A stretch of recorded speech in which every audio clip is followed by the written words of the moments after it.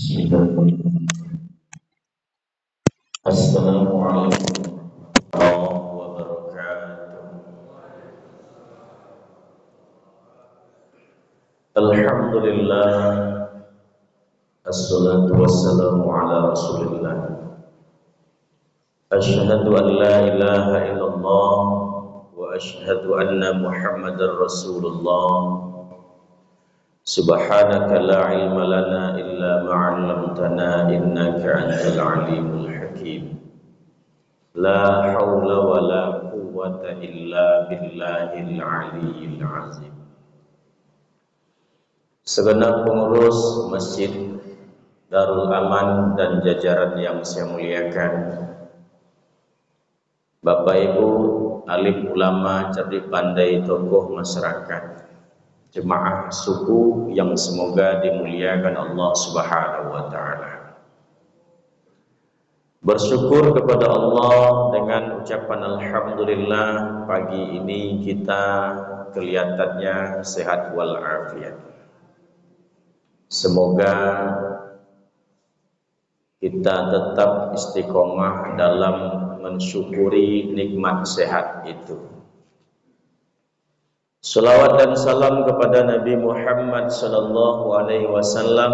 Allahumma salli ala sayyidina Muhammad wa ala ali sayyidina Muhammad, dan berkirim salam kepadanya, assalamu alayka ya Rasulullah.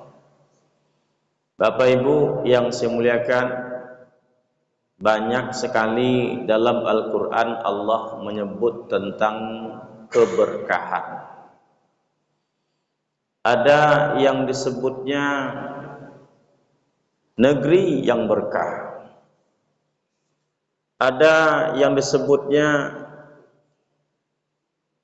hujan yang berkah, ada juga surat yang dimulai dengan keberkahan, ada juga Allah sebut barakna haulah, diberkahi sekelilingnya. Bahkan ada Allah sebut janji menurunkan berkah dari langit dan bumi kalau penduduk suatu negeri itu beriman dan bertakwa. Tidak jarang juga kita dengar orang menyebut biarlah sedikit nak, yang penting berkah. Bahkan kalau Bapak Ibu ulang tahun, banyak yang mendoakan supaya berkah. Barakallahu fi umrik, semoga Allah memberkahi umurmu. Maka boleh juga kita rasa-rasa, kita evaluasi diri kita ini, apakah kita ini memiliki umur yang berkah apa tidak. Tapi mudah-mudahan Bapak Ibu yang hadir semuanya semoga umurnya berkah. Amin. Ini amin 2023 nih Pak. Besok amin 2024 lain lagi. Semoga saja kita dapat umur yang berkah. Tapi sesuatu yang bagus, yang mulia, pasti ada ciri-cirinya. Apa ciri-cirinya sesuatu itu mahal? Ada ciri-cirinya. Apa ciri-cirinya batu cincin itu bagus? Macam-macam cara orang mengetesnya itu. Ada yang pakai senter, ada yang masuk ke dalam air, ada yang ditokok-tokok. Tapi ada ciri-cirinya. Ini asli apa tidak? Apa ciri-cirinya? Nah, apa ciri-cirinya orang itu memperoleh umur yang berkah? Oh, dia panjang umurnya Pak Ustaz, 73 tahun masih sanggup berlari maraton pagi dengan sepeda 10 kilo. Itu ciri umur yang berkah? Belum tentu. Oh, dia tuh seumur hidupnya sehat terus, tidak pernah sakit, berkah? Juga belum tentu. Atau sebaliknya, itu sakit-sakitan terus tuh ibu tuh, kayaknya tidak berkah umurnya, juga belum tentu. Karena itu ada yang sakit, ada yang sehat, ada yang berkuasa, ada yang biasa-biasa saja. Itu hanya bagian dari ujian. Ashkuru am akfuru, apakah kita menjadi orang bersyukur atau menjadi orang yang ingkar. Kalau Nabi Sulaiman alaihissalam, Allah berikan banyak kelebihan seperti itu, bisa menguasai alam, bisa memerintahkan makhluk halus. Ketika dipuji orang, dia jawab, haza min fadli rabbi, ini bukan dari saya, ini hanya pemberian Allah. Ashkuru, apakah aku ini bersyukur, am akfuru, apakah aku menjadi kufur dengan kelebihan ini. Tapi kalau kita lihat di lapangan, kebanyakan orang menjadi ingkar karena banyak kelebihan yang Allah berikan kepadanya. Sulaiman satu, tapi yang banyak ingkar Fir'aun, Qarun, Haman, Sa'labah, banyak. Tapi yang contohkan seperti ini cuma Nabi Sulaiman. Satu, kata ulama, apa ciri umur itu berkah? Khairun nas man tala umurahu wa hasuna amaluhu. Ciri umur yang berkah itu ialah semakin bertambah umur, semakin tua, semakin dipergunakan untuk beribadah. Sampai satu titik ke puncaknya, dia tak butuh lagi dengan pemandangan dunia ini. Dia ingin tenang, tak ingin lagi diganggu oleh kesibukan dunia. Yang berpolitik, berpolitiklah. Yang mengejar dunia lah. Yang cari kekuasaan lah. Dia tak butuh lagi yang seperti itu. Dia hanya butuh ketenangan beribadah kepada Allah Subhanahu wa ta'ala. Dia ukur bayang-bayang sepanjang badan. Tepuk dada, tanya selera, berapa usia saya? Usia setua saya ini, masih wajarkah saya ini mengejar dunia, permainan ini semua? Kan lebih baik memanfaatkan waktu untuk melaksanakan ibadah sesuai dengan waktunya itu. Rugi dia kalau dia tak ke masjid. Rugi dia kalau waktu sholatnya ditunda. Rugi dia kalau kesempatan untuk ibadah sunat itu tidak dia lakukan. Kenapa? Usia saya ini sudah lanjut. Semakin bertambah umur, semakin bagus ibadahnya. Itulah prinsip dari orang-orang yang umurnya itu berkah. Merasa rugi kalau ibadahnya itu semakin hari bukan bertambah bagus, malah biasa-biasa saja, apalagi semakin tidak bagus. Ini berkah umurnya seperti ini. Nabi Muhammad SAW 40, seakan-akan ada isyarat dari Allah. 40 cukuplah untuk berbisnis antar negara. Cukuplah sudah untuk menjadi seorang pengusaha. Allah turunkan wahyu, seakan-akan Allah memberikan isyarat. Ya Muhammad, fullah, mulai umur 40 ini fokus untuk mengisi hari-harimu ibadah, dakwah, mengajak umat untuk melakukan kebaikan. Seakan-akan seperti itu. Maka umur 40 turun wahyu. Wajar juga ulama kita berpendapat kalau sudah 40 umur belum juga terbuka pintu untuk bertaubat kepada Allah. Belum juga hati ini mau untuk menghadap ke kiblat sana.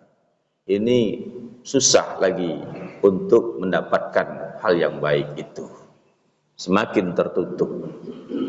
Nah, oleh sebab itu Bapak yang semuliakan, ini nampak cirinya semakin tua, semakin bertambah usia, semakin dipergunakannya untuk ibadah. Hal-hal yang tidak bernilai ibadah sudah tidak mau.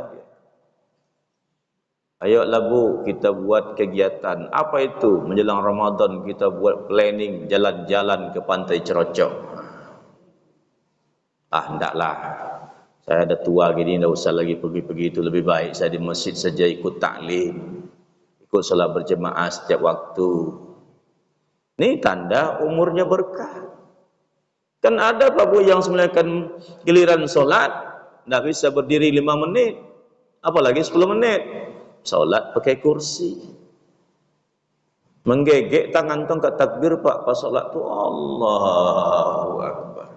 Tapi giliran jalan-jalan ke Pantai Cerocok ikut juga dia Pak. Kan aneh ini yang seperti ini. Kenapa tak pergi ke masjid, Pak?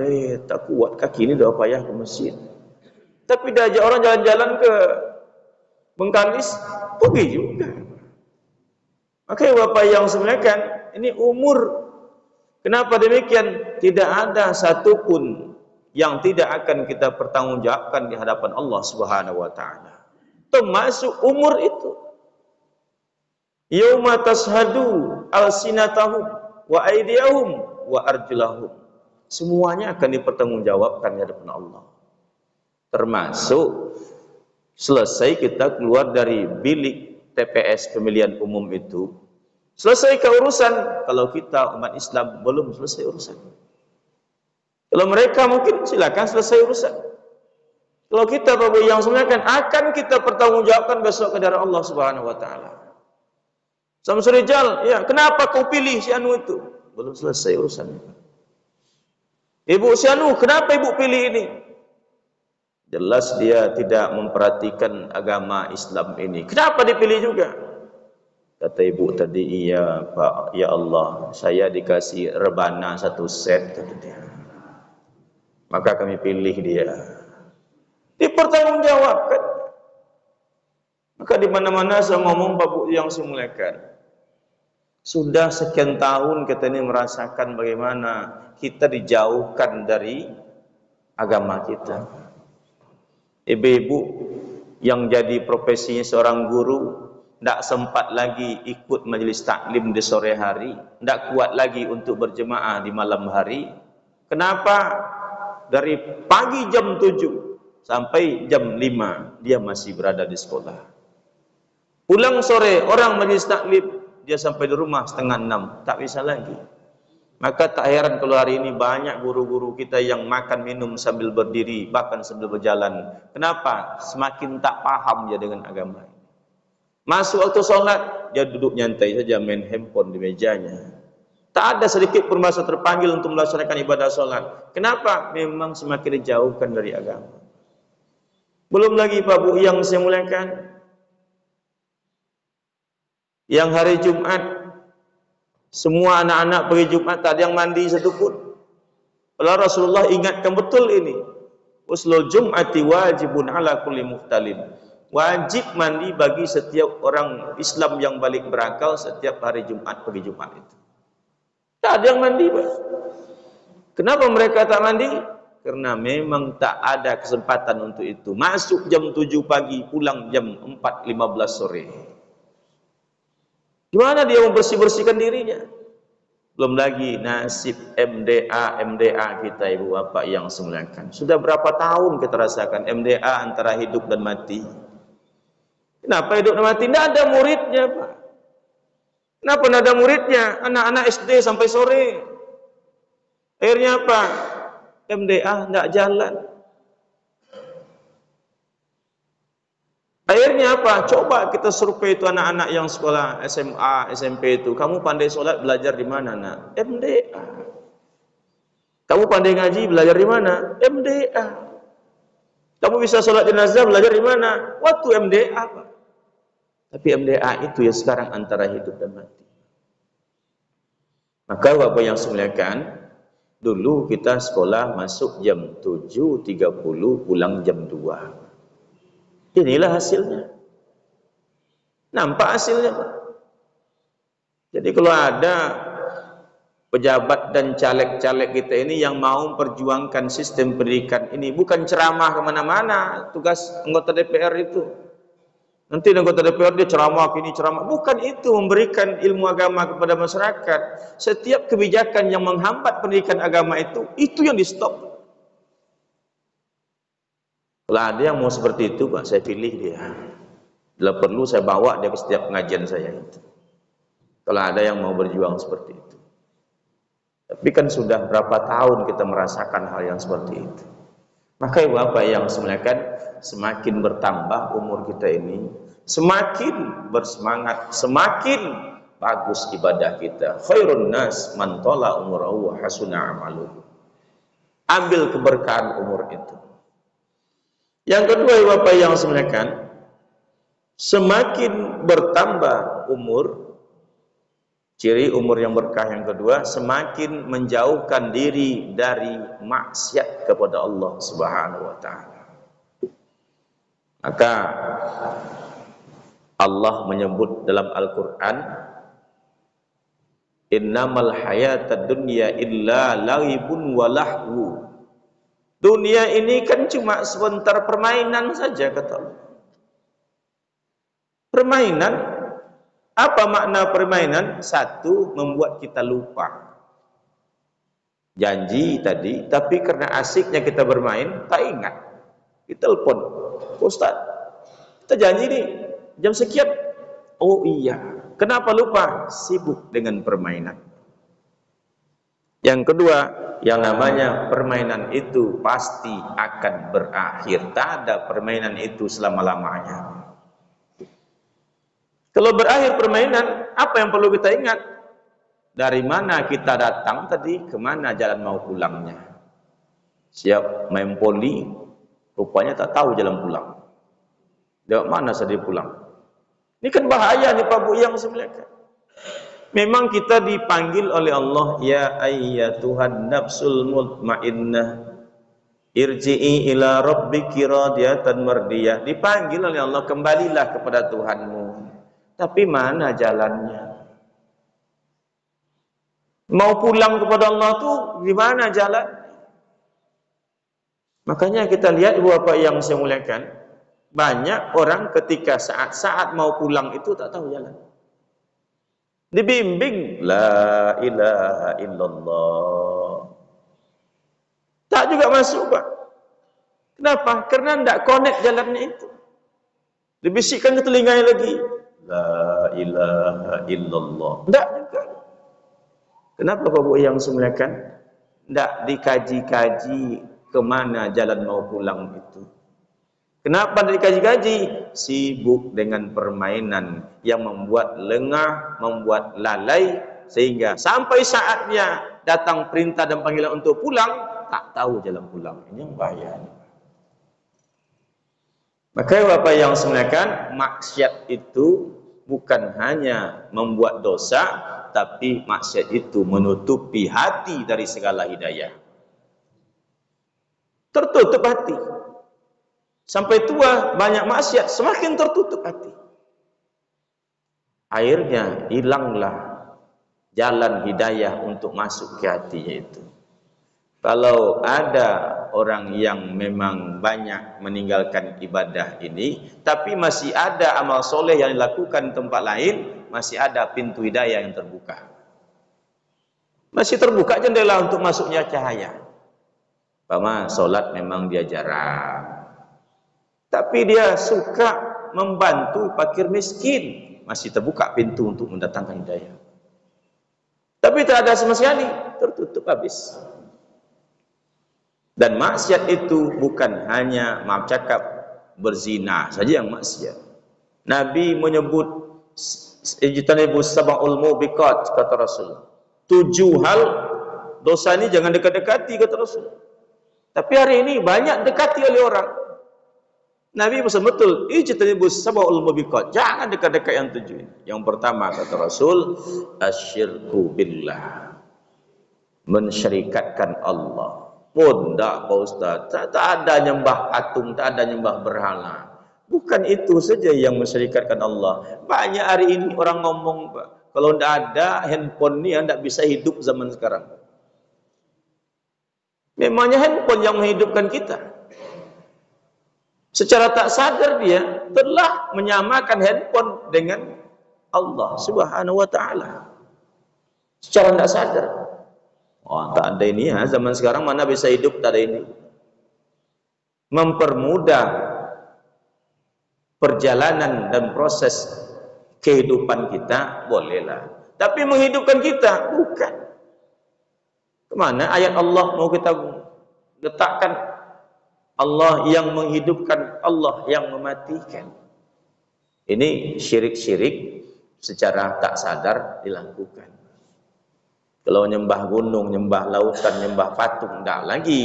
Tapi menyembah yang seperti ini, yang terkadang menurut penelitian Handphone itulah yang paling sering keluar masuk dari saku. Sekurang-kurangnya 56 kali sehari semalam masuk keluar dari saku. Handphone itu. Dompet tidak berapa kali keluar masuknya. Tapi kalau handphone, menurut penelitian, 56 kali sehari semalam keluar masuk dari saku. Lampu merah, keluar lagi. Nyala lampu hijau, masuk lagi. Nanti berhenti sebentar, keluar lagi. Jalan, masuk lagi. Sampai di lokasi tempat tujuan, keluar lagi. Mau masuk ke tempat kerja, masuk lagi. Sampai duduk, keluar lagi. Nanti, masuk lagi. Begitulah terus. Yang kedua, kata Rasulullah SAW, as-sihrun. Apa itu? Sihir, menyihir, santet, menyantet, guna, pelet, mempelet. Nah, ini dosa besar. Apalagi tahun-tahun politik ini. Kalau adalah dukun besar di dekat daerah kita ni, pergilah ke rumah dia. Banyak tuh foto-foto caleg di rumah dia, Pak. Entah untuk tengok-tengok, tak tahu juga, tapi banyak itu. Hati-hati Bapak yang sebenarnya kan dosa besar. Maksiat kepada Allah. Yang ketiga, wa akilu malul yatim, memakan harta anak yatim. Oh, enggak Pak Ustaz, saya tak pernah makan anak yatim. Bahkan pergi mendoa ke rumah anak yatim itu saya tak mau makan. Oh, itu ekstrimnya nih Pak. Doa meninggal suaminya, berdoa di rumah itu, disediakan minum, sediakan sedekah berupa buah-buahan. Tak dimakan, tak diminum. Kenapa? Ini harta anak yatim kita boleh makan. Tak seperti itu Pak Bu yang semuliakan. Di amprah gaji kita ada tertulis di situ 2 anak ditanggung oleh negara. 1 anak dapat 150.000. 2 anak berarti 300.000. Ini hak anak yang dititip oleh negara melalui gaji kita untuk disampaikan kepada anak. Ini sederhana saja, Pak. Pernahkah yang ini kita sampaikan kepada anak kita setiap bulannya? Yang dititip oleh pemerintah, oleh negara itu berupa jaminan untuk anak 150.000 per bulan itu, kita sampaikan tidak ke anak kita? Kan saya yang kasih belanja setiap hari. Beda, itu tanggung jawab kita. Datang Syekh Hamidi, Pak Ustaz, ini titip untuk anak ya. Saya habiskan di jalan, Pak. Kan di rumah juga ada air minum, saya juga yang beli. Saya habiskan. Ini beda, titipan yang mesti disampaikan. Tapi kadang dilahap sendiri. Merasa kita yang memberikan dia nafkah. Padahal ini beda, titipan yang mesti disampaikan.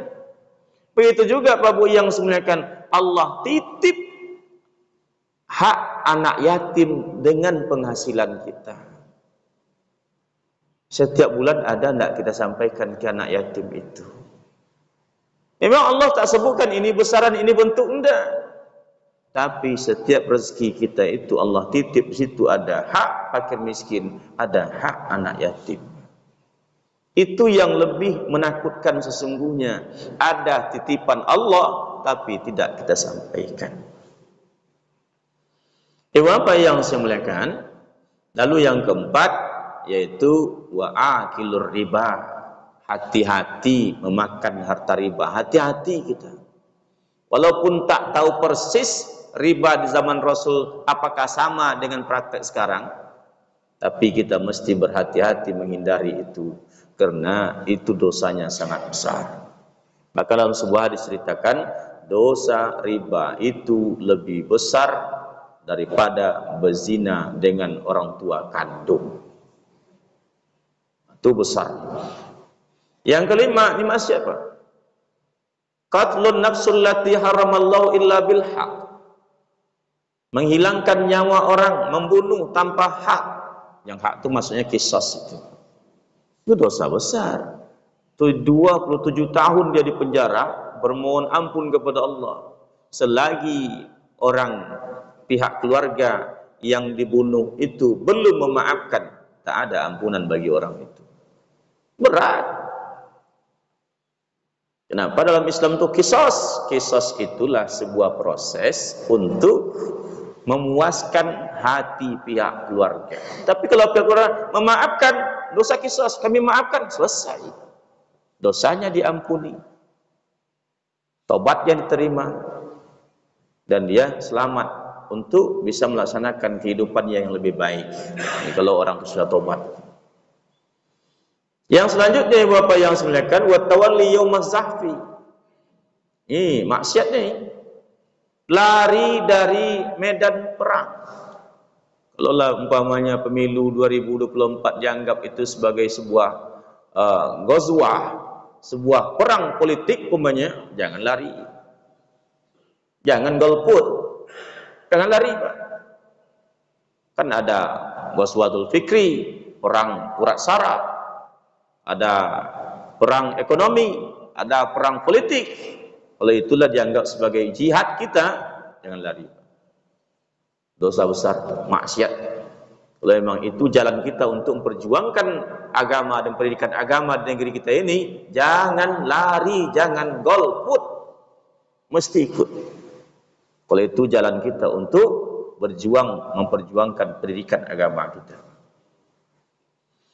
Ada 3 Ubay di zaman Rasulullah. Satu, Ubay bin Ka'ab.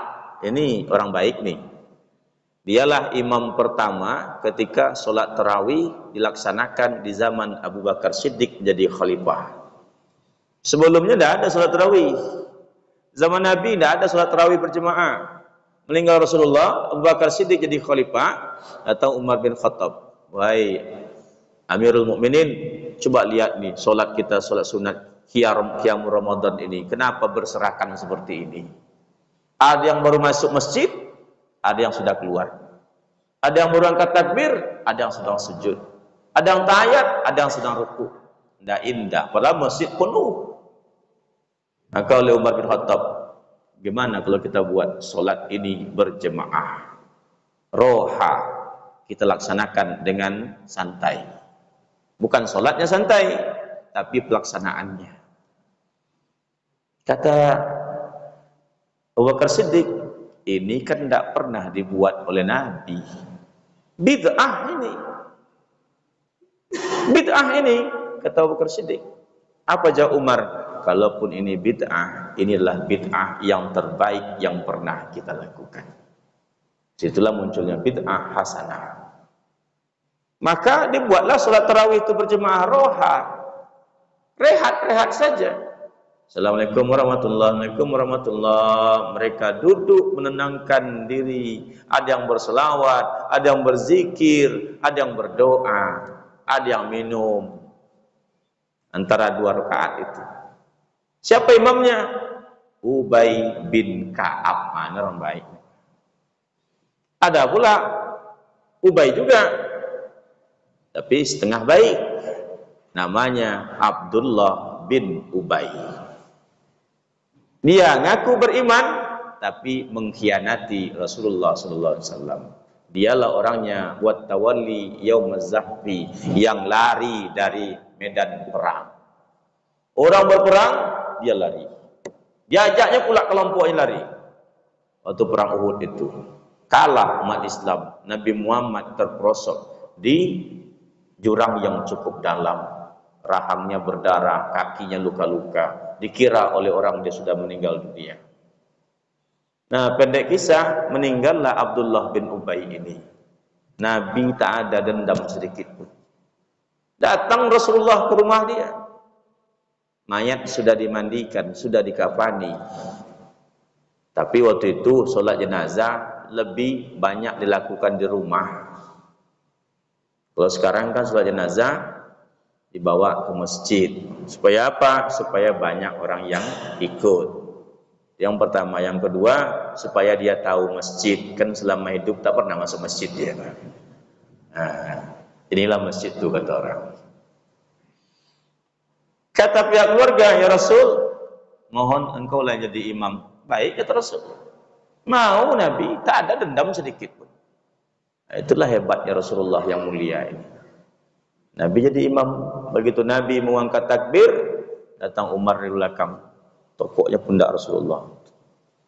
Nengok Rasul. Ada apa Umar? Kata Umar, ini jenazah ini ya Rasul, jenazah pengkhianat ini, munafik. Bisik-bisik Umar itu terdengar oleh semua jemaah. Itu bisik-bisik itu.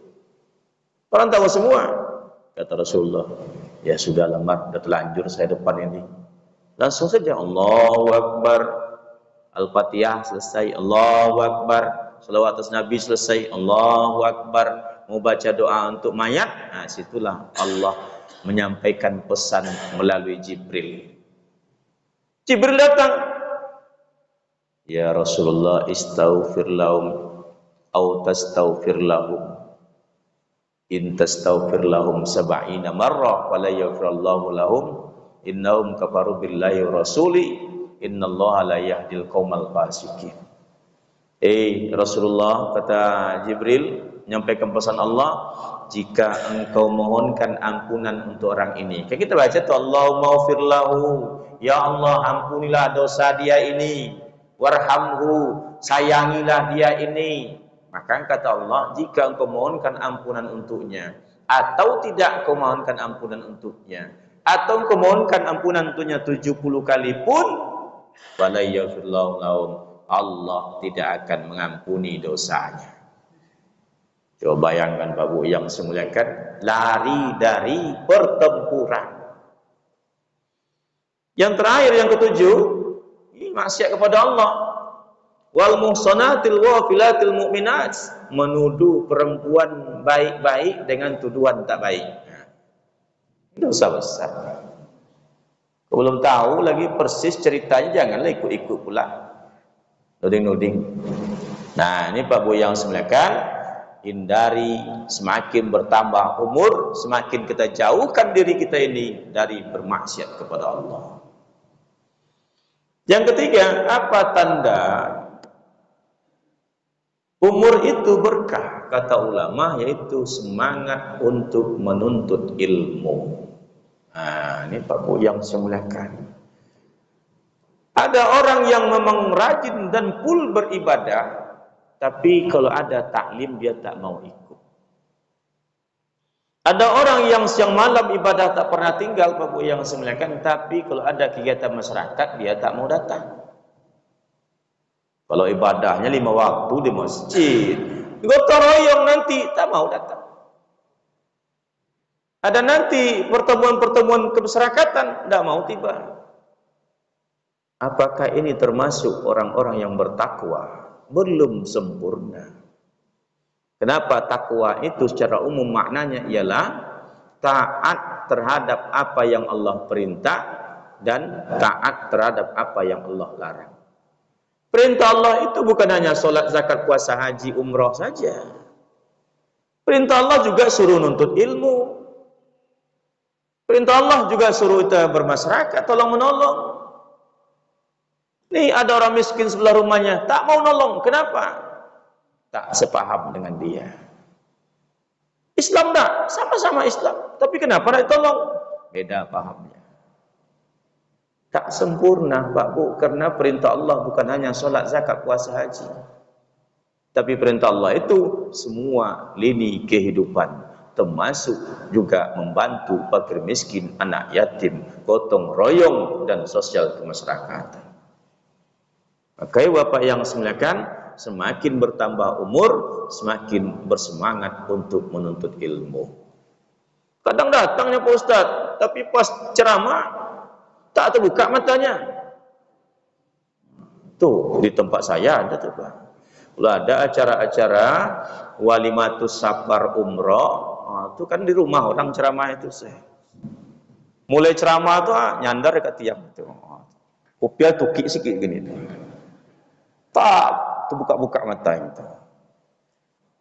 Orang semangat, dia tak terbuka matanya. Pas acara makan-makan, tak berkedip matanya, terbuka terus matanya. Ini kan terbalik. Tadi bapak ni pas saya ceramah ngantuk terus bacanya, tapi makan kok semangat betul dia. Nah, Pak Bu, untuk ilmu yang semangat. Kenapa demikian? Hal yastawil ladzina ya'lamuna wal ladzina la ya'lamun, kata Allah. Apakah sama orang yang berilmu posisinya dengan orang yang tidak berilmu? Yarfa'illahu allazina amanu minkum wal ladzina utul ilma darajat. Tidak sama, kata Allah. Diangkat derajatnya orang-orang yang berilmu itu dan orang-orang yang beriman itu tidak sama. Maka Bapak, dalam Al-Quran seperti ayat solat dengan zakat, coba kita lihat, ada ayat yang sama juga seperti itu. Apa itu? Amanu wa amilus solihah. Beriman dan beramal soleh. Kenapa bergandeng seperti ini? Orang yang beriman, amalnya itu, perbuatannya menjadi perbuatan yang soleh, yang berguna, baik dan bermanfaat. Minum biasa Pak, setiap orang minum, tapi orang beriman minum ini bernilaikan pahala. Kenapa? Karena dia minum dengan keimanan, baca bismillah pakai tangan kanan. Tapi kalau orang itu tak ada imannya, minum pakai tangan kiri, bukan dapat pahala, dapat dosa. Wala tattabi'u khutuwatis syaitan, karena itu caranya syaitan. Makan berdiri sambil berjalan, bukan cirinya orang beriman. Sebaliknya, amal soleh itu bisa bernilai amal soleh kalau ada imannya. Masjid dibangun, tapi dia tak beriman kepada Allah. Ramai jemaahnya, tak pernah kosong dari kegiatan di masjid itu. Tapi orang yang bangun tadi tak ada iman, tak bernilaikan amal soleh bagi dia. Makanya Bapak bergandingan dia. Maaf cakap, duduk kita orang beriman, pahala. Tidur orang beriman, pahala. Maaf cakap, buang anginnya orang beriman, pahala. Masa iya Pak Ustadz pahala buang angin? Iya Pak. Makanya apa hukum menahan angin ketika sholat? Makruh. Apa mana makruh? Berpahala kalau ditinggalkan. Menahan memang tidak berdosa, tapi tidak ada pahalanya. Tapi kalau lepaskan, pahala. Tapi jangan ada orang ramai pula. Ini orang ramai itu tum gitu. Oh, ngapu kentut kata Ustaz Samsrijal pahala ni gitu. Kalau masih rakaat pertama kita solat, terasa mau buang angin, lepaskan. Pahala. Jadi gimana mau keluar dari saf kita saf pertama Ustaz? Gimana mau keluar mau berwuduk lagi? Nah Bapak, tidak perlu ngomong, kasih saja isyarat, taruh tangan di hidung. Nah, keluar kita. Jemaah tahu ini lepas angin ini. Ya, ada pula yang nanya jemaah pagi subuh itu ke Ustaz lain tanyanya, Pak Ustaz, kalau buang angin kita waktu solat batal nak solatnya? Apa jawab Pak Ustaz tuh? Kalau kecil bunyi enggak, kalau besar bunyinya iya. Bukan masalah besar kecil. Maka Bapak yang sebenarnya bagi orang beriman semuanya bernilaikan ibadah. Oleh sebab itu mesti semangat untuk menuntut ilmu. Tidak paham pas'alu ala zikri in kuntum la ta'lamun. Tanyakan kalau kau belum paham, kata Allah. Ini apa yang saya muliakan? Yang selanjutnya, apa tanda umur kita itu berkah? Semangat untuk melaksanakan ibadah. Jadi kalau ada nenek-nenek usia 75 tahun bisa sholat tarawih 20 rakaat, itu bukan karena otot yang kekar, bukan karena kaki yang kuat, tapi semangat hatinya yang luar biasa. Karena ibadah itu ukurannya bukan fisik, tetapi hati. 20 rakaat bisa sholat tarawih. Bahkan kata Ustaz Dr. Mawardi Saleh cerita dengan saya, di Madinah itu ada sholat tarawih 64 rakaat. Kata dia. Apa yang dibawa? Cuma kurma sama susu.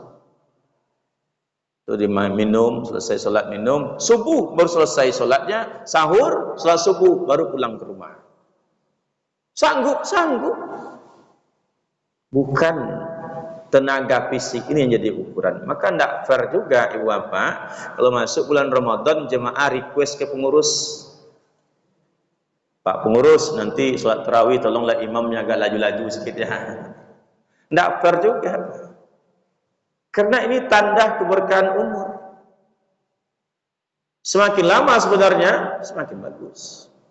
Tapi kalau kita buat pula di masjid kita ini seperti itu, satu malam, malam kedua separuh jemaah sudah pindah itu. Pindah ke masjid lain. Cari masjid yang sholat tarawihnya lebih cepat selesai, lebih laju imamnya. Ibu apa yang saya muliakan? Oleh sebab itu, semakin bertambah umur kita ini, ibadahnya semakin semangat. Kalau tidak semangat, gimana Pak Ustaz? Kena yang sebelah. Apa yang sebelah itu? Innal munafiqina yukhadi'una Allah wa huwa khadi'uhum. Iza qamu ila sholati qamu kusala.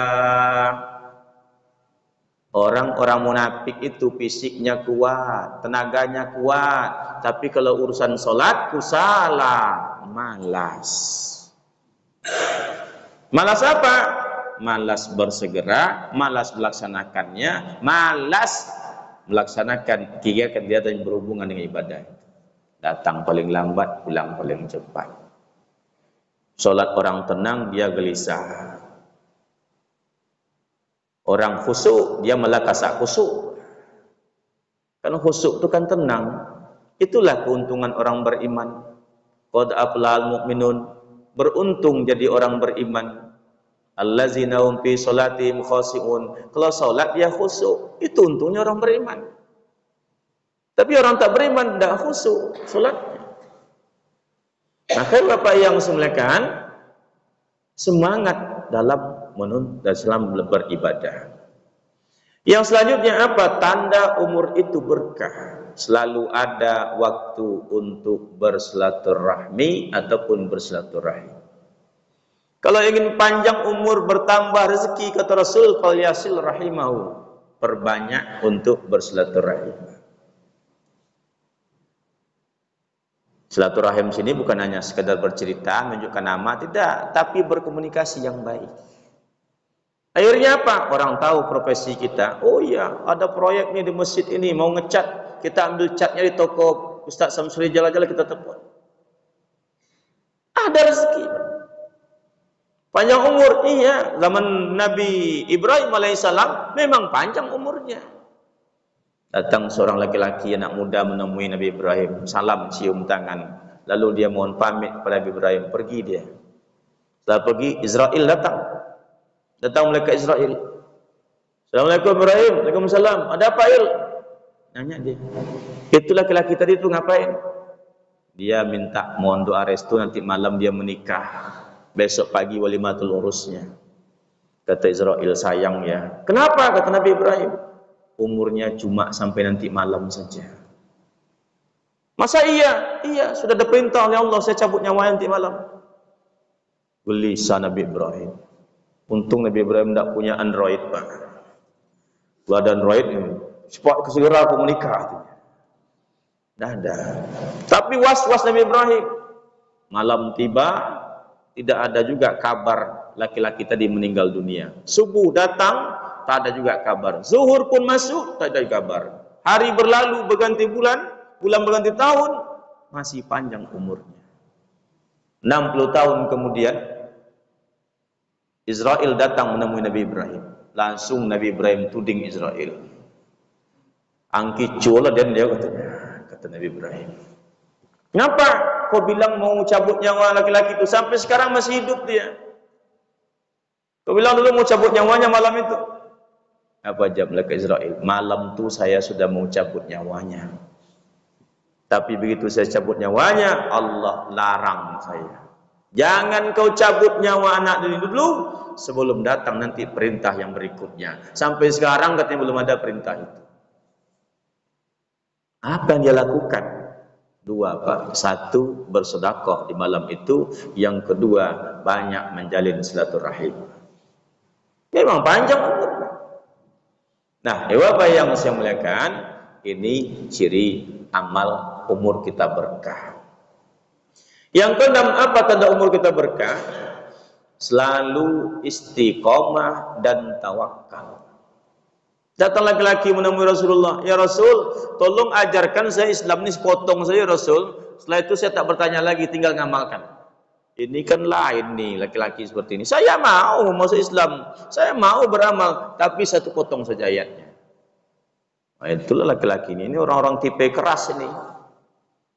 Saya mau ke Masjid Darul Aman, tapi usah banyak cerita lagi katanya. Ini tipe ini, Pak. Rasul, orang bertanya, Rasul lebih pintar menjawab.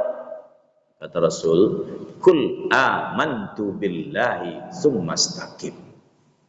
Katakanlah engkau beriman kepada Allah, lalu istiqomah. Sekali iman masuk ke dada, sampai mati iman itu tetap dibawa. Sekali jilbab terpasang di kepala, ganti suami pun jilbab tetap di kepala. Itu mantapnya.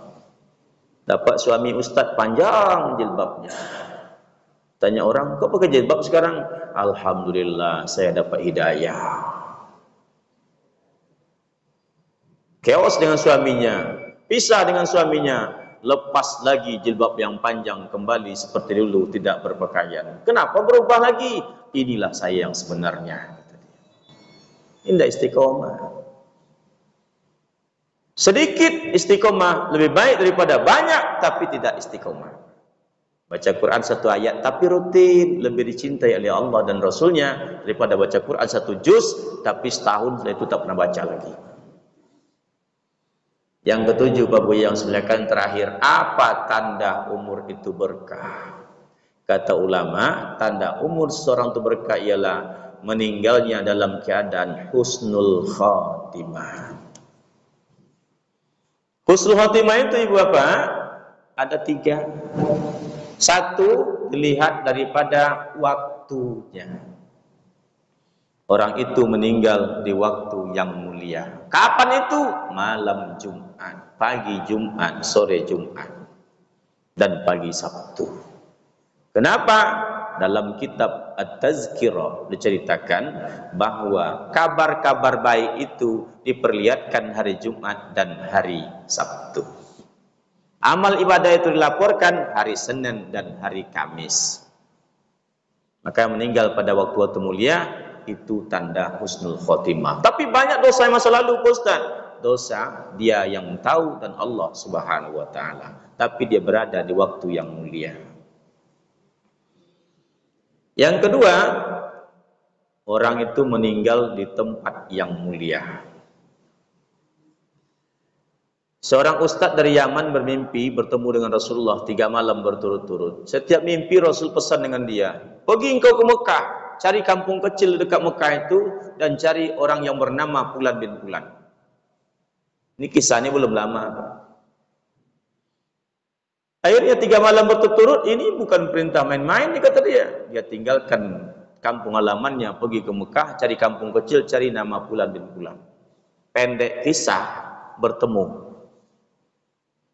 Tapi Fulan bin Fulan tidak mau ngomong sama dia. Diajaklah ngomong baik-baik, diceritakan bahwa Rasulullah berpesan ini dalam mimpi saya 3 malam berturut-turut. Lalu, sebenarnya Bapak punya amalan yang mulia seperti apa? Dia jawab, apa Pak Bu yang semuakan? Saya tak punya amalan mulia. Saya tinggal memang dekat Mekah, tapi belum pernah sekalipun saya masuk ke Masjidil Haram. Coba bayangkan Pak. Kita yang jauh-jauh tinggal di Panam ini maunya kita kalau bisa ke Masjidil Haram setiap hari. Tapi dia tinggal dekat Mekah, belum pernah sekalipun masuk Masjidil Haram. Solat saya pun jarang, kata dia. Terdiam Ustadz dari Yaman tadi. Dia pikir-pikir tidak mungkin lah Rasulullah suruh cari tanpa ada sesuatu yang mulia ini. Didesak terus, akhirnya dia cerita. Cuma setahun terakhir ini, kata dia.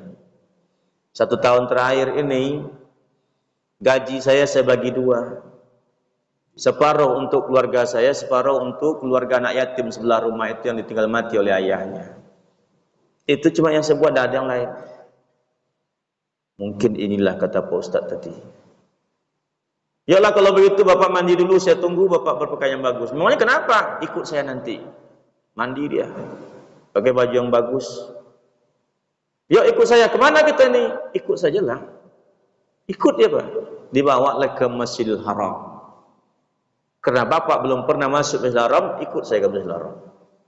Sampai di Masjidil Haram, diajak tawaf 7 keliling. Siap tawaf 7 keliling, solat sunat 2 rakaat.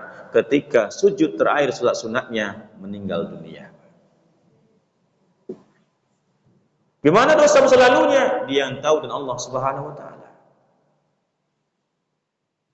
Tapi dia berada di tempat yang mulia. Makanya ibu bapak yang semuliakan, kalau mau buat program jalan-jalan, ya dari masjid ke masjid tempat yang mulia aja lah. Jangan lagi nak pergi-pergi ke pantai Cerocok lah tua-tua tu. Berakhir situ nanti tak masuk tempat yang mulia tu. Nah, yang ketiga, husnul khotimah itu ciri fisik 4 kata Rasulullah. Yang pertama, ciri orang husnul khotimah itu keningnya berkeringat. Nah, basah. Yang kedua, pelipisnya ini semacam ada air situ, berair pelipisnya. Tapi Ustaz, pelipis dulu waktu muda sering dikasih merah-merah sininya. Bisa juga tuh Ustaz, dulu kan zaman tuh kasih merah-merah sini, kalau hidup lampu nyala-nyala kedip-kedip sini tuh. Ada lagu tuh andeca andeci bora bora bori, merah-merah sini. Kalau husnul khotimah tetap basah. Yang ketiga, bibirnya seperti tersenyum. Bukan senyum tapi seperti tersenyum.